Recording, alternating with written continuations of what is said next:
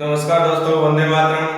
आपका फिर से आपके अपने YouTube channel star city class Subhash Soni में आपका स्वागत है। ये कंप्यूटर की क्लास चल रही है। आज आपकी चौथी क्लास होगी कंप्यूटर की। मैं आशा करता हूँ कि 3 क्लासों में से जो आपको मैंने समझाया था वो आपके समझ में आ गया होगा। बिल्कुल इजी ट्रिक से मैंने आपको समझाया है। उससे रिलेटेड क्वेश्चन भी बहुत सारे बनते हैं दोस्तों, वो भी मैं आपको समय पर प्रोवाइड करवा दूंगा। नोट्स भी आपको अवेलेबल करवा दूंगा। आप जितनी भी क्लासें होती है वो रेगुलर पढ़ते रहें और साथ साथ में ये बात भी ध्यान रखें दोस्तों, सब्सक्राइब आप चैनल को करते रहे। जैसे ही आप वीडियो देखते हो, आपके पास जैसे ही वीडियो पहुंच जाती है तो उसको अपने दोस्तों के पास शेयर करता रहा करो, जिससे कि वो खुद भी क्लास देख सके और नोट्स बना सके। तो चैनल अपना है star city class Subhash Soni. Share और सब्सक्राइब आपको जरूर करना है। सब्सक्राइब में क्या होता है कि जब आप वीडियो देख रहे हो तो साइड में एक घंटी का साइन आता है, उसको आपको क्या करना है, प्रेस करना है। प्रेस करने के बाद में फिर से प्रेस करोगे उस पे, तो उसके ऊपर ही ऊपर 3 ऑप्शन आएंगे। 3 ऑप्शन में से सबसे ऊपर ऑप्शन आता है ऑल पे अगर आप क्लिक करते हो तो इसका मतलब ये होता है कि जब भी क्लास लाइव चलेगी, जितनी भी क्लास चलती है, तो उसका नोटिफिकेशन, सारी क्लास का नोटिफिकेशन आपके पास पहुंच जाता है। और दूसरी प्रॉब्लम क्या आती है दोस्तों, सब्सक्राइब करते हो तो जैसे ही आप सब्सक्राइब ऑप्शन पे क्लिक करते हो तो उस पे लॉगिन ऑप्शन मांगता है। तो लॉगिन में आपको क्या करना होता है, आपने खुद ने जीमेल आईडी तो बना रखी है, वो जीमेल आईडी आपको क्या करनी है, वहां पे लॉगिन करनी है, यूजर नेम, उसके बाद में पासवर्ड डालना है, तब जाके वो सब्सक्राइब होता है। बहुत से ऐसे चैनल है जिसमें सब्सक्राइब करते हैं तो डायरेक्ट हो जाता है, लेकिन कुछ ऐसे चैनल है जिसमें आप सब्सक्राइब करते हो तो वो लॉगिन मांगता है। तो लॉगिन करना भी जरूरी है दोस्तों, आपको लॉगिन करोगे तभी वो सब्सक्राइब होगा। ठीक है दोस्तों, अब आगे की क्लास हम करते हैं।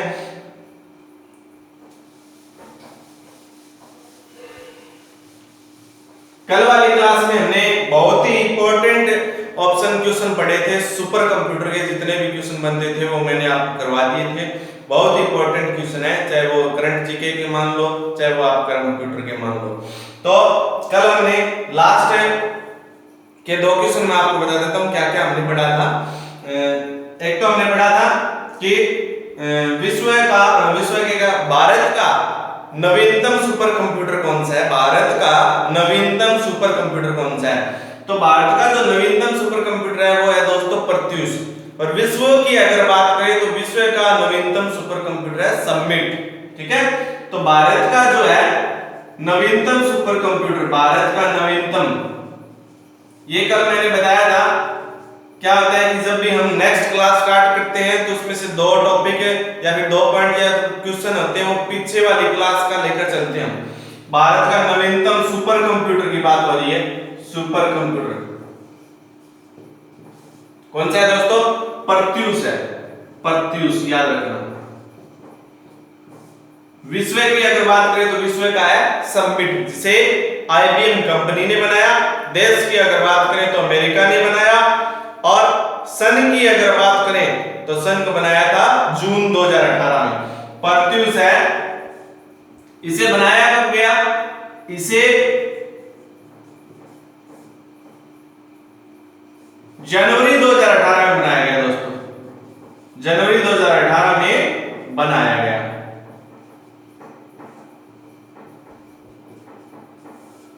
समझ में आ रहा है? क्लियर भी है? आप मेरी आवाज अगर सही आ रही है तो नीचे कमेंट बॉक्स में भी आप जरूर बताएं कि सर आवाज में कोई कमी है, या फिर आवाज स्पष्ट नहीं आ रही, या फिर बोर्ड पे आपको दिखाई नहीं दे रहा। जरूर कमेंट बॉक्स में लिख के बताएं। मैं कोशिश करूंगा कि मेरी आवाज को और साफ लाने की, या फिर यहाँ पे और साफ लिखने की, आपको ज्यादा से ज्यादा अच्छा दिखे, इसलिए। तो इसे प्रत्यूष सुपर कंप्यूटर को जून 2018 में बनाया गया था। इसे बनाया किस संस्था ने? इसे बनाया था IITM ने। कौन सी संस्था ने? IITM ने बनाया था। प्रत्यूष सुपर कंप्यूटर को प्रत्यूष सुपर कंप्यूटर को किसने बनाया? IITM संस्था ने बनाया। IITM फुल फॉर्म की अगर बात करें हम IITM की तो इंडियन इंस्टीट्यूट ट्रॉपिकल मेट्रोलॉजी लिख देता हूं यहां पे, इंडियन इंस्टीट्यूट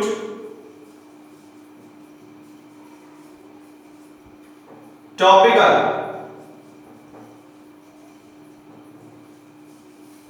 मेट्रोलॉजी।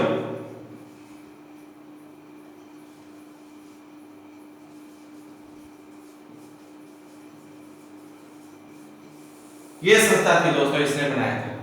ठीक है दोस्तों, अब हम आगे की क्लास में पढ़ेंगे जो इंपॉर्टेंट क्लास है आपकी कंप्यूटर की पीडीएफ पढ़ेंगे दोस्तों। ये पीछे का था जो आप मैंने रिपीट करवाया है, लेकिन आज हम पढ़ेंगे कंप्यूटर की पीडीएफ। बहुत ही इंपॉर्टेंट टॉपिक है कंप्यूटर की पीडीएफ।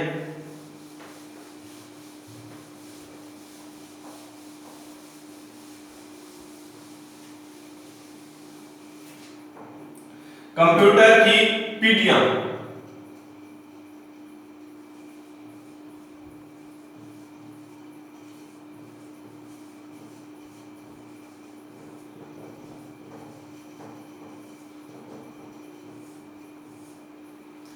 अब देखो दोस्तों, समय के अनुसार क्या होता गया, जैसे जैसे समय बदलता गया उसी के अनुसार कंप्यूटरों में भी क्या होता गया, चेंज होता गया। और कंप्यूटरों में जैसे जैसे चेंज होता गया तो उन कंप्यूटरों के कार्यकाल को पीढ़ियों में विभाजित कर दिया गया। यानी कि ये कंप्यूटर इतने समय काल में चला, इतने समय काल में कंप्यूटरों में ये टेक्नोलॉजी है, ये इसमें इनपुट डिवाइस यूज की गई, ये इसमें आउटपुट डिवाइस यूज की गई, ये इसमें भाषाओं का उपयोग किया गया। तो क्या होता गया, जैसे जैसे समय बदलता गया समय के अनुसार क्या होता गया, कंप्यूटरों में नए नए टेक्नोलॉजी आती गई और उन टेक्नोलॉजी को जनरेशन में बदल दिया गया। अब देखो दोस्तों, कंप्यूटर को पीडीओ में क्या होता है कि इसमें तारीख आती है, डेट, कि पहली पीढ़ी इस समय से इस समय तक चली, दूसरी पीढ़ी इस समय से इस समय तक चली, ठीक है, तीसरी पीढ़ी इसमें से, टोटल 5 पीढ़ियां हैं दोस्तों। कंप्यूटर की टोटल 5 पीढ़ियां हैं, प्रथम पीढ़ी, द्वितीय पीढ़ी, तृतीय पीढ़ी, चौथी पीढ़ी और पांचवी पीढ़ी। पांचों का सभी का काल अलग अलग है और इन सभी पीढ़ियों में अलग अलग टेक्नोलॉजी का यूज किया गया। लेकिन आप अलग अलग बुकों में देखते हो तो उसमें पीढ़ियों की डेट अलग अलग दी हुई होती है। एक बुक में देखा तो 40 से 55 दी हुई है, एक बुक में देखा तो 42 से 55 दी हुई है, 46 से स्टार्ट हो रहा है, कोई 55 से स्टार्ट कर रहा है, कोई 47 से स्टार्ट कर रहा है। लेकिन हम यहाँ पे एनसीईआरटी से जो रिलेटेड बुक है, एनसीईआरटी की जो बुक है उनमें जो डेट दी गई है वो पढ़ेंगे। ठीक है दोस्तों, जो कोचिंगों में भी मैंने जो डेट बताई गई है वो भी आप करेक्शन कर लेंगे। तो आज हम यहाँ पे कंप्यूटर की पीडीएफ पढ़ेंगे कौन कौन सी है। तो प्रथम पीढ़ी की बात आती है दोस्तों, प्रथम पीढ़ी में वो भी पढ़ेंगे कि कंप्यूटर कौन कौन से यूज हुए, द्वितीय पीढ़ी में, तृतीय पीढ़ी में, चौथी पीढ़ी में, पांचवी पीढ़ी में। तो प्रथम पीढ़ी की हम बात करते हैं कंप्यूटर की पीढ़ी में, प्रथम पीढ़ी।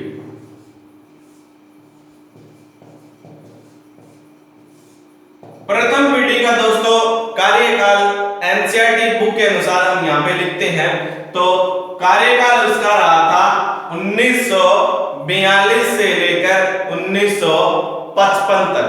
कितने तक?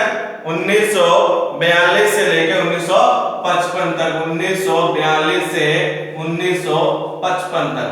ये आप करेक्शन कर सकते हो, आप जो पहले भी आपको करवा रखा है वो आप ये डेट लिख सकते हो। 1942 से लेकर 55 तक ये पीढ़ी चली थी, ठीक है, टॉपिक बना के लिखना।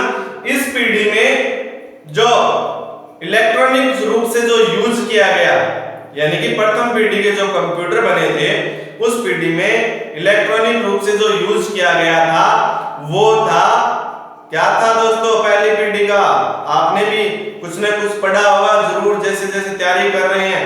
मेरे को तो यहाँ पे बताना है, जैसे जैसे मैं यहाँ पे बोलता जाता हूँ तो आपके मन में भी दिमाग में भी आना चाहिए कि ये था, ये है, ये होगा, तो साथ साथ में भी आपके तैयारी हो जाएगी। तो प्रथम पीढ़ी में जो इलेक्ट्रॉनिक रूप से जो यूज किया गया था वो था, एक तो था दोस्तों बॉल इलेक्ट्रॉनिक रूप से, और एक था दोस्तों vacuum tube. Vacuum tube use किया गया, वैक्यूम ट्यूब का यूज किया गया। प्रथम पीढ़ी के कंप्यूटर कौन से दोस्तों? वैक्यूम ट्यूब या फिर वॉल्व की अगर बात करें, क्वेश्चन आ जाए कि वैक्यूम ट्यूब कौन सी पीढ़ी में यूज की गई? प्रथम पीढ़ी में यूज की गई। वॉल्व का भी यूज किसमें किया गया?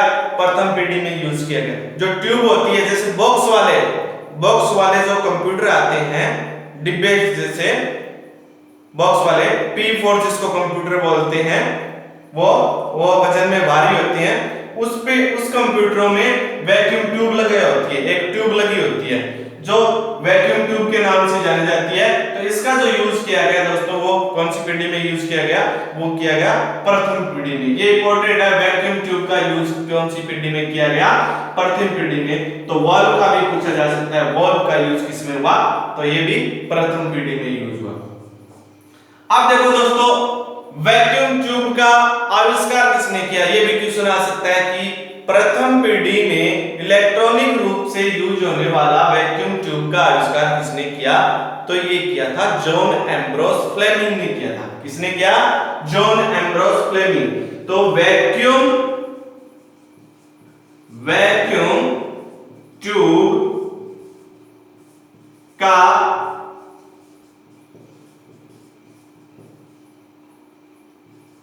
आविष्कार John Ambrose Fleming, John Ambrose Fleming ने किया। दो टॉपिक समझ में आए दोस्तों प्रथम पीढ़ी के। प्रथम पीढ़ी में जो इलेक्ट्रॉनिक रूप से जो उपकरण यूज हुआ था वो वॉल्व या वैक्यूम ट्यूब था, और वैक्यूम ट्यूब का जो आविष्कार किया था वो किसने किया था? जॉन एम्ब्रोस फ्लेमिंग ने किया था। तीसरे पॉइंट की अगर हम बात करते हैं प्रथम पीढ़ी में, तीसरा इंपॉर्टेंट जो होता है वो हम बात करते हैं कि प्रथम पीढ़ी में भाषा कौन सी यूज हुई? क्या भाषा लो लेवल लैंग्वेज यूज हुई? क्या भाषा हाई लेवल लैंग्वेज यूज हुई? तो ये भाषा से रिलेटेड जो क्वेश्चन है ये हम आगे भी पढ़ेंगे, लेकिन वीडियो में सिर्फ हम इतना ही पढ़ेंगे कि कौन सी भाषा प्रथम पीढ़ी में यूज हुई। तो प्रथम पीढ़ी में दोस्तों भाषा यूज हुई थी कौन सी? LLL की फुल फॉर्म भी पूछी जा सकती है। LLL की फुल फॉर्म होती है लो लेवल लैंग्वेज, और लो लेवल लैंग्वेज दोस्तों भाषा बोलते हैं मशीनी भाषा को। किसको बोलते हैं? मशीनी भाषा को बोलते हैं। यानी कि लो लेवल लैंग्वेज हम नहीं समझ सकते, सिर्फ कौन समझ सकता है? कंप्यूटर समझ सकता है। लो लेवल लैंग्वेज भाषा यूज की गई थी किसमें? प्रथम पीढ़ी में। ये ध्यान रखना, ये इंपॉर्टेंट है। ठीक है दोस्तों, तो ये देखो हम यूज कर सकते हैं इस पीढ़ी में। किस पीढ़ी में? प्रथम पीढ़ी में। इस पीढ़ी में LLL फुल फॉर्म भी लिख दूंगा, low level language, low level language भाषा का यूज किया गया। ठीक है दोस्तों, तो triple L low level language भाषा का यूज हुआ, और लो लेवल लैंग्वेज ये याद रखना मशीनी भाषा होती है। और अब देखो ये तो ठीक है, लो लेवल लैंग्वेज यूज हुई, एक तो होती है हाई लेवल लैंग्वेज, एक होती है low level language. Low level प्रथम पीढ़ी में यूज, लो लेवल में भी कौन सी भाषा यूज की गई? लो लेवल लैंग्वेज में भाषा यूज की गई एक तो मशीनी भाषा और एक असेंबली भाषा, ये याद रखना। लो लेवल तो ठीक है यूज की गई, लेकिन लो लेवल में भी भाषा आती है, प्रकार आते हैं उसके। तो लो लेवल में एक तो मशीनी भाषा यूज की गई और एक यूज की गई थी असेंबली भाषा। इस पीढ़ी में मशीनी भाषा और असेंबली भाषा का उपयोग किया गया या फिर यूज की गई।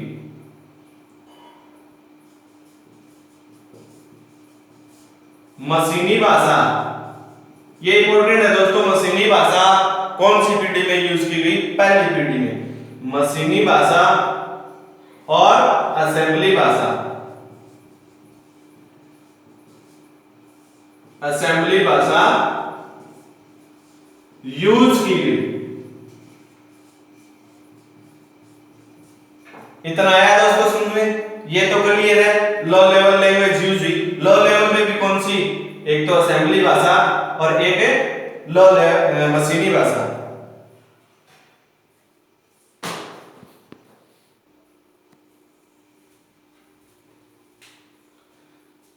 थोड़ी सी प्रॉब्लम हो गई है दोस्तों। हाँ, तो अगली क्या चल रही थी इसमें कि इस पीढ़ी में मशीनी भाषा या फिर असेंबली भाषा, लो लेवल तो यूज हुई है लेकिन इसमें भी मशीनी और असेंबली भाषा यूज हुई थी। अब देखो अगला पॉइंट आता है दोस्तों इसमें कि इनपुट के रूप में, यानी कि कंप्यूटर के अंदर किसी भी उपकरण से काम करना होता था तो वो उपकरण था पंच कार्ड। तो प्रथम पीढ़ी में इनपुट डिवाइस के रूप में पंच कार्ड का यूज किया गया। अब आपको पता है इनपुट जिस उपकरण की सहायता से कंप्यूटर के अंदर कार्य किया जाता है वो होती है इनपुट डिवाइस। तो इनपुट डिवाइस के रूप में पंच कार्ड का उपयोग किया गया था। किसका? पंच कार्ड का। इस पीढ़ी में इनपुट डिवाइस के रूप में, ध्यान रख लेना, इनपुट डिवाइस के रूप में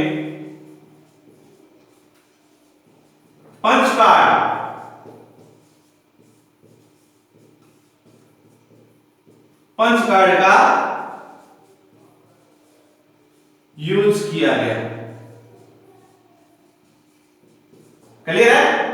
तो इनपुट डिवाइस के रूप में किसका यूज किया गया दोस्तों? ये याद रख लेना, पंच कार्ड का यूज किया गया। दोबारा समझा देता हूं। प्रथम पीढ़ी 1942 से 1955 तक चली। इस पीढ़ी में जो इलेक्ट्रॉनिक रूप से जो उपकरण यूज हुआ था वो वैक्यूम ट्यूब या फिर वॉक्स हम कह सकते हैं, ये यूज हुआ था। वैक्यूम ट्यूब का अगर आविष्कार की बात करें तो जॉन एम्ब्रोस फ्लेमिंग ने किया था।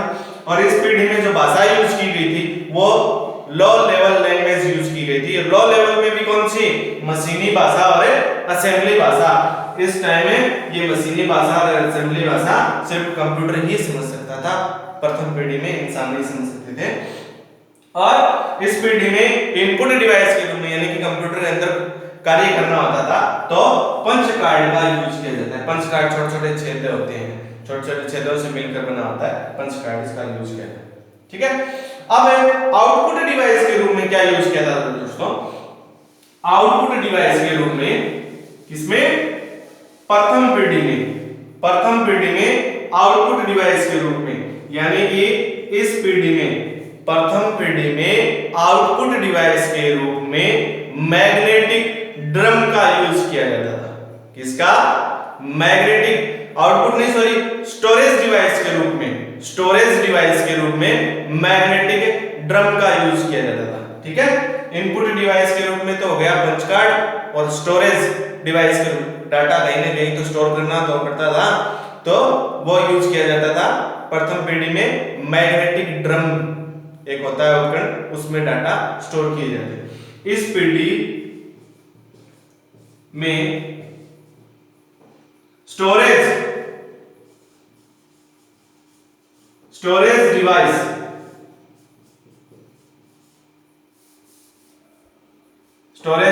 मैग्नेटिक ड्रम,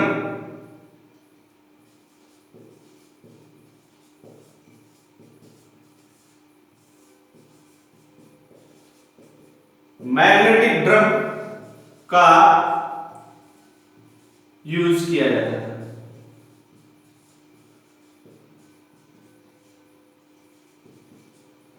आया दोस्तों समझ में? इनपुट डिवाइस के रूप में तो हो गई पंच कार्ड, यानी कंप्यूटर के अंदर जिस उपकरण की सहायता से हम काम करते हैं पंच कार्ड था। और डाटा को स्टोर करने के लिए किसका यूज किया जाता है दोस्तों? मैग्नेटिक ड्रम का यूज किया जाता है। क्वेश्चन आ जाए मैग्नेटिक ड्रम का यूज कौन सी पीढ़ी में किया गया? तो वो यूज किया गया प्रथम पीढ़ी में। अब दोस्तों देखो बात आती है इसमें कि प्रथम पीढ़ी के कंप्यूटर कौन कौन से थे? क्या प्रथम पीढ़ी के कंप्यूटर कौन कौन से थे? तो प्रथम पीढ़ी के कंप्यूटर, प्रथम पीढ़ी का कंप्यूटर, प्रथम पीढ़ी का कंप्यूटर एक तो दोस्तों था इनायत, एक यूनिवेक था और एक एडसेक था और एक मार्क फर्स्ट था। ये जो कंप्यूटर थे ये सारे के सारे कौन सी पीढ़ी के थे? ये प्रथम पीढ़ी के कंप्यूटर थे। कौन कौन से? इनायत मैं लिख देता हूं यहां पे, इनायत ENIACA, इनायत, यूनिवेक,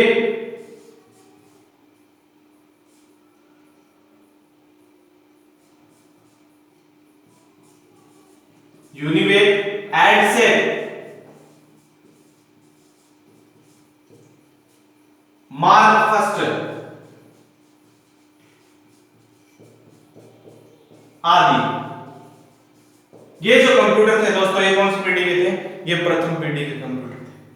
ये है प्रथम पीढ़ी का सारा प्रारूप, यानी कि यूज हुई 42 से 55 तक और इस पीढ़ी में ये यूज किया गया स्टोरेज डिवाइस के रूप में मैग्नेटिक ड्रम। प्रथम पीढ़ी के जो कंप्यूटर है वो एक तो है इनायत, यूनिवेक, एडसेक और मार्क फर्स्ट। ये कौन सी पीढ़ी का कंप्यूटर है दोस्तों? ये है फर्स्ट पीढ़ी। आगे दोस्तों फर्स्ट पीढ़ी समझे। चलो दूसरी पीढ़ी की बात करते हैं।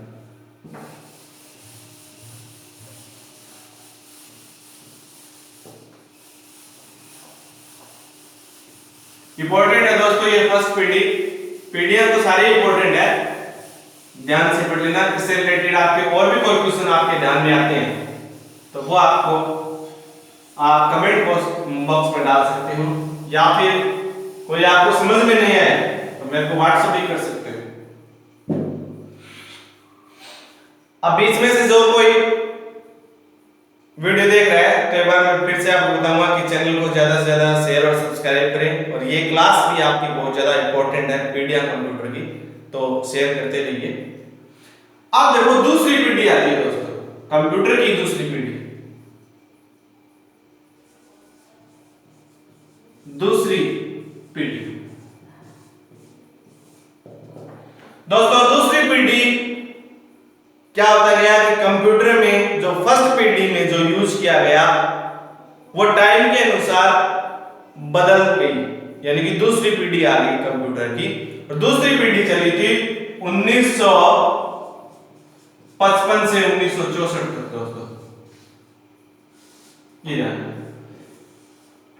ये इसकी तारीख थी, दूसरी पीढ़ी 1955 से 1964। अब इस पीढ़ी में क्या क्या यूज किया गया वो हम पढ़ेंगे। तो प्रथम पीढ़ी में इलेक्ट्रॉनिक रूप से वैक्यूम ट्यूब और वाल्व्स का यूज किया गया, लेकिन दूसरी पीढ़ी में वैक्यूम ट्यूब के स्थान पर ट्रांजिस्टर का यूज किया गया। किसका यूज किया गया दोस्तों? ट्रांजिस्टर का यूज किया गया। ठीक है, इस पीढ़ी में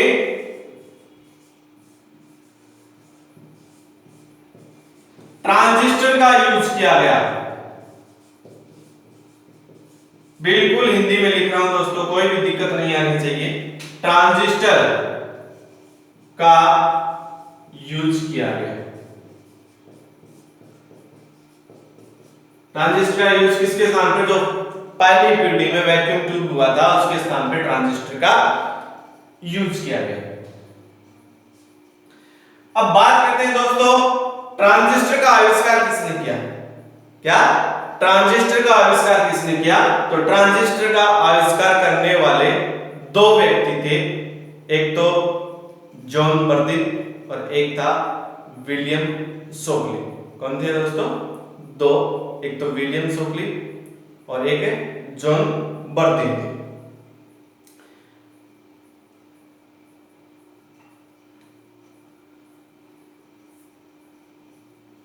आगे दोस्तों, इस पीढ़ी में ट्रांजिस्टर का उपयोग, ट्रांजिस्टर का आविष्कार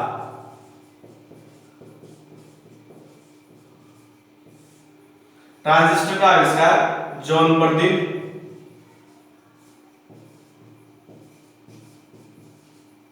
और विलियम शॉकली ने किया।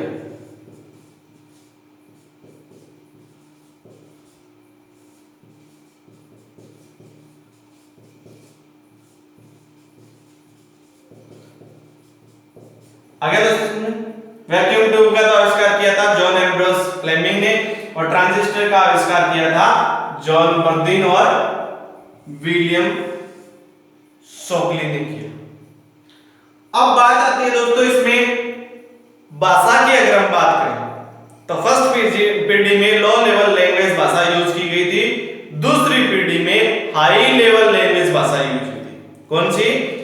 HLL, हाई लेवल लैंग्वेज भाषा। और हाई लेवल लैंग्वेज भाषा में कौन सी भाषा यूज हुई थी? कोबोल और फोर्ट्रॉन भाषा यूज की गई थी। ठीक है दोस्तों, तो इस पीढ़ी में, दूसरी पीढ़ी में अगर भाषा की बात करें, इस पीढ़ी में HLL, फुल फॉर्म लिख देता हूं मैं इसकी, high level language, high level language का यूज किया गया।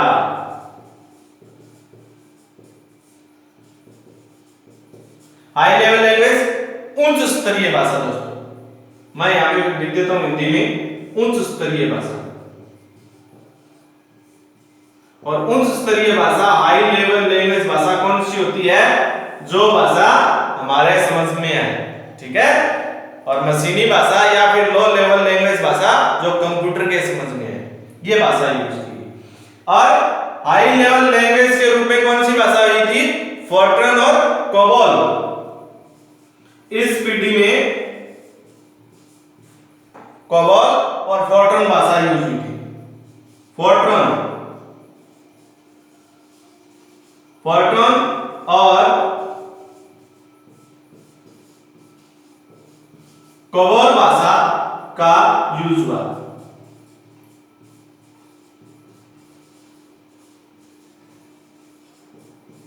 ये याद कर लेना दोस्तों, फोर्ट्रॉन और कोबोल कौन सी पीढ़ी में यूज की गई थी? दूसरी पीढ़ी में यूज की गई थी। क्लियर? अब हम बात करते हैं इनपुट डिवाइस के रूप में क्या यूज किया गया, यानी कि कंप्यूटर के अंदर कार्य करने के लिए हमें उपकरण की जरूरत पड़ती है, तो इनपुट डिवाइस के रूप में भी यहां भी पंच कार्ड का यूज किया गया। इसका पंच कार्ड का यूज किया गया। इनपुट डिवाइस के रूप में पंच कार्ड का यूज किया गया। पंच कार्ड का यूज किया गया। यही पंच कार्ड का उपयोग प्रथम पीढ़ी में किया गया इनपुट डिवाइस के रूप में, और यही पंच कार्ड का उपयोग दूसरी पीढ़ी में किया गया। अब हम यहां पे बात करते हैं स्टोरेज डिवाइस के रूप में। फर्स्ट पीढ़ी में स्टोरेज डिवाइस के रूप में मैग्नेटिक ड्रम का यूज किया गया, और दूसरी पीढ़ी में स्टोरेज डिवाइस के रूप में मैग्नेटिक टेप का यूज किया गया। किसका दोस्तों? मैग्नेटिक टेप का। यानी कि काम करते थे कंप्यूटर के अंदर तो कुछ डाटा कहीं ना कहीं सेव करना पड़ता था, स्टोर करना पड़ता था, तो वो यूज किया गया दूसरी पीढ़ी में मैग्नेटिक टेप में। तो दूसरी पीढ़ी में स्टोरेज डिवाइस के रूप में मैग्नेटिक टेप का यूज किया गया। इतना आ गया होगा समझ में दोस्तों। मैं फिर से बता देता हूं, दूसरी पीढ़ी 1955 से 64 तक चली। इस पीढ़ी में वैक्यूम ट्यूब के स्थान पर ट्रांजिस्टर का उपयोग किया गया और ट्रांजिस्टर का उपयोग करने वाले दो वैज्ञानिक थे, एक तो जॉन बर्दिन थे और एक विलियम शॉकली थे। और इस पीढ़ी में जो भाषा यूज की गई थी वो भाषा थी हाई लेवल लैंग्वेज, यानी कि उच्च स्तरीय भाषा थी। और उच्च स्तरीय में भी कौन सी भाषा यूज की गई दोस्तों? फोर्ट्रॉन और कोबोल भाषा यूज की गई। ठीक है, अब इनपुट डिवाइस के रूप में क्या यूज किया गया यहाँ पे?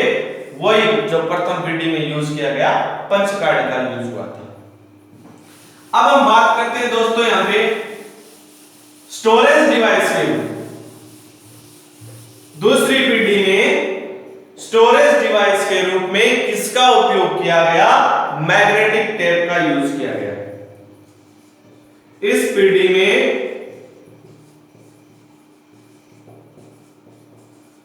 स्टोरेज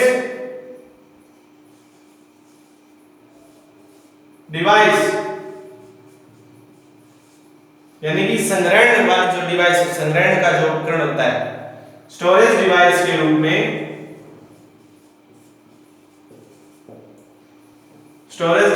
में मैग्नेटिक टेप का यूज किया गया।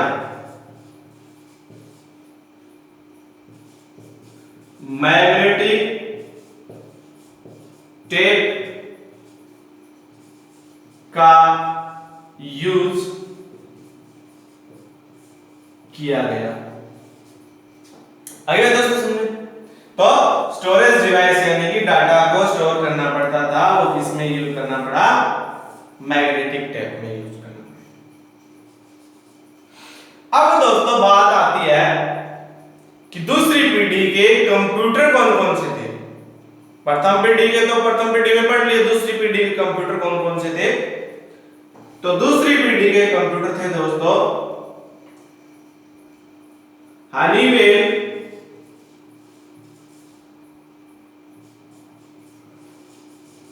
हनीवेल 200,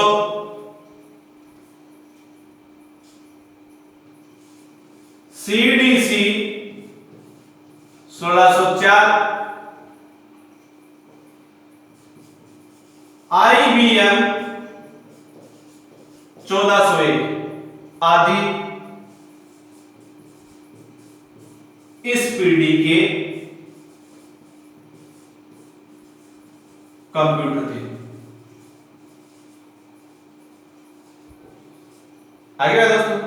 यानी कि एक तो हो गया हनीवेल 200, एक हो गया सीडीसी 1604 और एक हो गया आईबीएम 1401। ये थे दूसरी पीढ़ी के कंप्यूटर दोस्तों।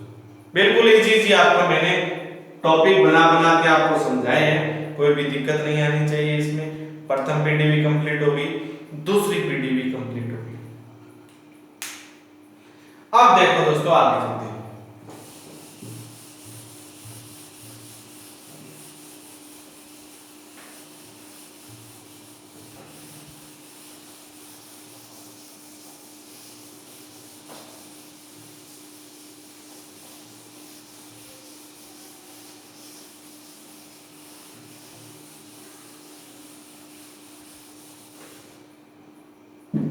तीसरी पीढ़ी की बात करते हैं दोस्तों।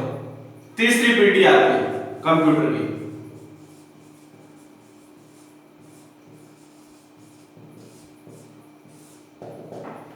समय के अनुसार इस पीढ़ी में भी चेंज होता गया कंप्यूटर में। तो तीसरी पीढ़ी चली थी 1964 से 1975 तक। ये ध्यान रखना, ठीक है। तो तीसरी पीढ़ी का कार्यकाल था वो 1964 से 1975 तक चला। अब इसमें बात करते हैं इस पीढ़ी की पॉइंट वाइज कि क्या क्या यूज किया गया। प्रथम पीढ़ी में वैक्यूम ट्यूब का इस्तेमाल हुआ, दूसरी पीढ़ी में ट्रांजिस्टर का आविष्कार हुआ और तीसरी पीढ़ी में क्या यूज हुआ दोस्तों? तीसरी पीढ़ी में यूज हुआ एक चिप थी छोटी सी जिसका नाम था इंटीग्रेटेड चिप। क्या थे? Integrated chip. इस पीढ़ी में आईसी इंटीग्रेटेड चिप, नाम यहां पे मैं लिख देता हूं, इंटीग्रेटेड, बिल्कुल हिंदी में दोस्तों, घबराने की कोई जरूरत नहीं है। इंटीग्रेटेड चिप का यूज किया गया। ये इंपॉर्टेंट है, आईसी की फुल फॉर्म पूछी जा सकती है, इंटीग्रेटेड चिप। इंटीग्रेटेड चिप किस पीढ़ी में यूज की गई? तीसरी पीढ़ी में यूज की गई।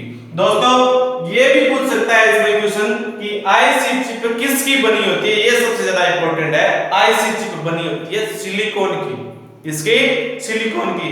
और ये भी आपको पूछ ले कि इंटीग्रेटेड चिप का सिंबल क्या है, जिसकी बनी होती है उसका सिंबल क्या है? बनी किसकी होती है? सिलिकॉन की, सिंबल होता है SI, ये ध्यान रखना। यानी कि IC chip, integrated chip silicon की बनी होती है और सिलिकॉन का सिंबल SI होता है। ठीक है, अगर ऑप्शन में सिलिकॉन ये नहीं मिलेगा तो ऐसा ही मिलेगा, तो ये भी आपको करके आना है। ठीक है, ये ना हो तो ऐसा ही करके आना, ऐसा ही ना हो तो सिलिकॉन करके आना। ठीक है दोस्तों, तो इंटीग्रेटेड चिप, इंटीग्रेटेड चिप यानी कि आईसी किसकी बनी होती है? सिलिकॉन की बनी होती है। सिलिकॉन, ये ध्यान रखना, सिलिकॉन की बनी होती है, जिसका सिंबल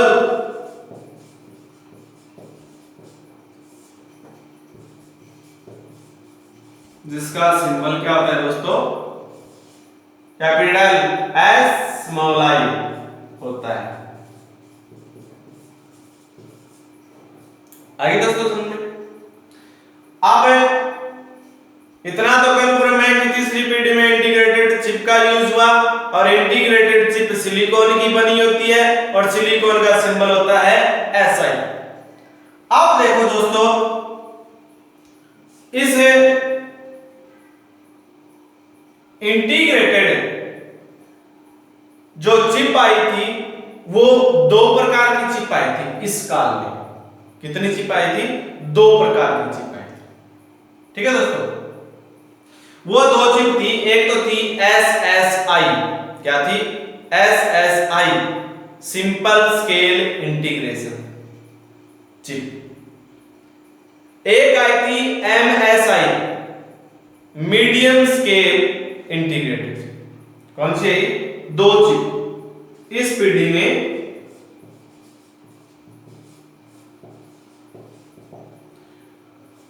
दो चिप आई।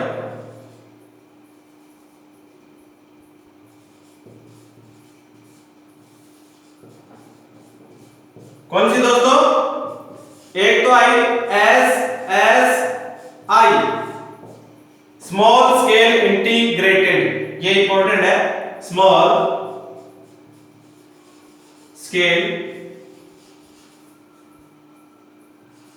इंटीग्रेटेड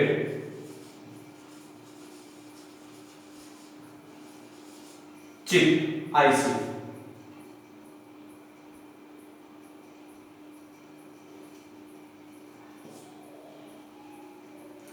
एक आई थी दोस्तों MSI, MSI की फुल फॉर्म होती है मीडियम स्केल इंटीग्रेटेड।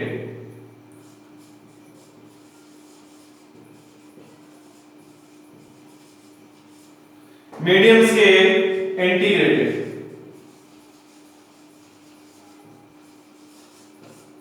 ये दो प्रकार की चिप आई। यानी कि इनके अंदर क्या होते थे? डाटा स्टोर कर सकते थे। इसके अंदर कम डाटा स्टोर होते थे, इसके अंदर ज्यादा डाटा स्टोर। यानी कि हम जैसे मोबाइल होता है, एक कंपनी का कोई मोबाइल है, वीवो का कोई मोबाइल है, उसके अंदर रैम 2 GB की भी आती है। वही अगर कुछ ज्यादा पैसे लगाए तो 4 GB की भी आ सकती है ना? 2 GB वाले में कम डाटा स्टोर होता है, 4 GB वाले में ज्यादा डाटा स्टोर वही यहाँ पे है। तो SSI वाली जो चिप थी, इंटीग्रेटेड चिप थी, इसमें कम मात्रा में थोड़ा डाटा स्टोर होता था और इसमें थोड़ा ज्यादा मात्रा में डाटा स्टोर, यानी कि इंटीग्रेटेड चिप तो आई थी सीपीडी में, तो ये दो प्रकार की बाजार में आई थी, एक तो SSI और एक MSI। SSI small scale integrated और MSI क्या होती है, मीडियम स्केल इंटीग्रेशन। ठीक है दोस्तों, अब देखो इसमें आईसी चिप पे इंटीग्रेटेड चिप का आविष्कार किसने किया, यह भी इंपॉर्टेंट क्वेश्चन है कि इंटीग्रेटेड चिप का आविष्कार किसने किया। तो इंटीग्रेटेड चिप का आविष्कार किया था दोस्तों जैक किल्वे ने। किसने किया, जैक किल्वे ने। इंटीग्रेटेड चिप का आविष्कार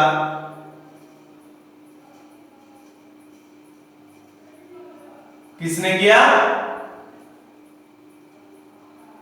जैक किल्वे ने।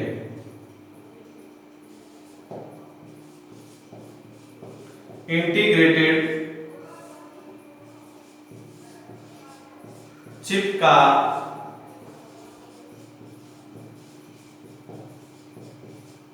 आविष्कार जैक किल्वे ने किया दोस्तों, जैक किल्वे, जैक किल्वे। हिंदी में मैं लिख देता हूं, जैक किल्वे ने किया। इतना आया दोस्तों समझ में, ठीक है। अब बात आती है इसमें नेक्स्ट पॉइंट की। जैक किल्वे तो हो गया। अब देखो इसमें क्या होता है कि इनपुट डिवाइस के रूप में क्या यूज किया गया। इनपुट डिवाइस के रूप में इसमें यूज किया गया दोस्तों कीबोर्ड और माउस। ये तीसरी पीढ़ी में आ गया, तीसरी पीढ़ी में कीबोर्ड और माउस यूज किया गया। वही स्टोरेज डिवाइस की अगर हम बात करें तो स्टोरेज डिवाइस में यूज किया गया था दोस्तों हार्ड डिस्क। ये भी तीसरी पीढ़ी में आ गई थी, ठीक है। तो इनपुट डिवाइस के रूप में अभी तक पहली और दूसरी पीढ़ी में इनपुट डिवाइस के रूप में पंच कार्ड का यूज हुआ और तीसरी पीढ़ी में कीबोर्ड और माउस इनपुट डिवाइस के रूप में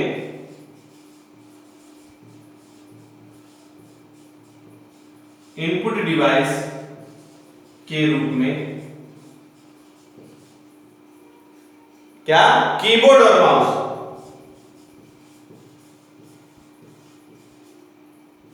कीबोर्ड और माउस, ये ध्यान रखना, कीबोर्ड और माउस का यूज किया गया। क्लियर, ठीक है। तो इनपुट मतलब कंप्यूटर के अंदर जिस उपकरण की सहायता से हम काम करते हैं, कीबोर्ड के द्वारा हम काम तो करते हैं, टेक्स्ट टाइप कर सकते हैं। माउस के द्वारा हम किसी भी ऑप्शन को क्लिक करके ओपन कर सकते हैं, ठीक है। तो ये इनपुट डिवाइस के रूप में तीसरी पीढ़ी में एक तो कीबोर्ड का यूज किया गया और एक माउस का यूज किया गया, ठीक है दोस्तों। और स्टोरेज डिवाइस के रूप में तीसरी पीढ़ी में हार्ड डिस्क का यूज किया गया। किसका, हार्ड डिस्क का यूज किया गया, जिसको हार्ड ड्राइव के नाम से भी जाना जाता है। तो इसमें हम लिख देते हैं स्टोरेज डिवाइस के रूप में, स्टोरेज डिवाइस के रूप में किसका, हार्ड डिस्क का,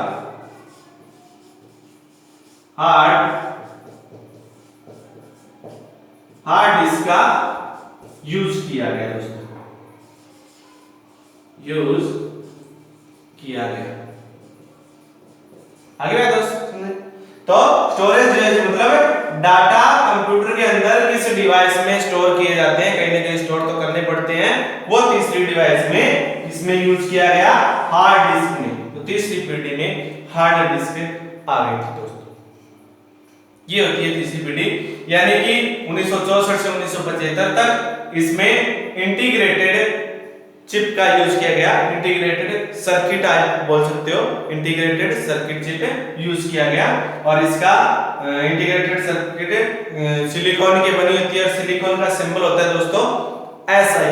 और तीसरी पीढ़ी में दो प्रकार की चिप आई थी, एक तो आई थी SSI small scale integrated chip और दूसरी आई थी MSI medium scale integrated chip. ठीक है, ये दोनों में से कोई एक यूज होती थी। अगर कम डाटा स्टोर करनी है तो SSI यूज करो और ज्यादा डाटा स्टोर करनी है तो MSI यूज करो। इंटीग्रेटेड सर्किट चिप का आविष्कार करने वाले थे दोस्तों कौन से? जैक किल्बे। कौन? जैक किल्बे ने इंटीग्रेटेड सर्किट चिप यानी कि IC चिप का यूज किया गया। और इनपुट डिवाइस के रूप में तीसरी पीढ़ी में कीबोर्ड और माउस का यूज किया गया। और इस पीढ़ी में जिसमें डाटा स्टोर होते थे वो यूज किया गया क्या? हार्ड डिस्क, यानी कि स्टोरेज डिवाइस के रूप में हार्ड डिस्क का यूज किया गया दोस्तों। ठीक है दोस्तों, ये आपके आसान से ट्रिक है जो मैंने आपको बताया। अब इसमें कंप्यूटर की बात करें, तीसरी पीढ़ी के कंप्यूटर दोस्तों, इस पीढ़ी में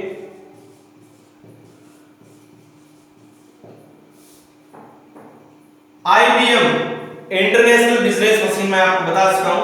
IBM एक तो यूज हुआ 360, कंप्यूटर का नाम है दोस्तों। IBM 370 ये भी कंप्यूटर का नाम है। बोरोज 5700, बोरोज ये कंप्यूटर का नाम है, ये यूज किया गया 1 2 3 और एक यूज किया गया हनीवेल 6600। हनीवेल 6600 कंप्यूटर यूज किए गए।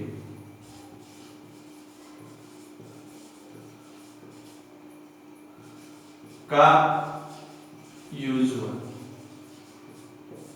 ये कंप्यूटर बने थे। कौन कौन से? IBM 360, IBM 370, बोरोज 5700, हनीवेल 6600, ये तीसरी पीढ़ी में कंप्यूटर बने थे। आया समझ में दोस्तों?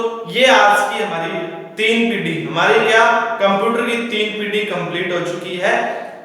अच्छे से समझ में आया होगा, बिल्कुल शॉर्ट ट्रिक में समझाया आपको। जो जो आपके क्वेश्चन बनते हैं टॉपिक पॉइंट बना बना के मैंने आपको समझाए हैं। इससे रिलेटेड और भी आपके माइंड में कोई क्वेश्चन बनते हैं तो वो आप कमेंट बॉक्स में लिखो। कोई भी समझ में नहीं आया वो कमेंट बॉक्स में लिखो या फिर मुझसे आप व्हाट्सएप पे संपर्क कर सकते हो। आशा करता हूँ ये तीन कंप्यूटर की पीढ़ी आपको एकदम ढंग से समझ में आ चुकी होगी। कल हम चौथी पीढ़ी और पांचवी पीढ़ी में पढ़ेंगे कंप्यूटर में।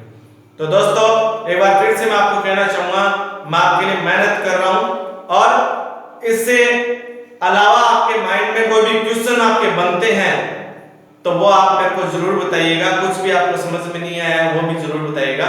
और इस वीडियो को ज्यादा से ज्यादा शेयर करें और सब्सक्राइब करें ताकि मैं ऑनलाइन क्लास लूं तब उनके पास डायरेक्ट सीधा नोटिफिकेशन जाए तो वो मेरी क्लास लेने के लिए हाजिर हो। ठीक है दोस्तों, आज के लिए इतना ही काफी। जय हिंद, जय भारत।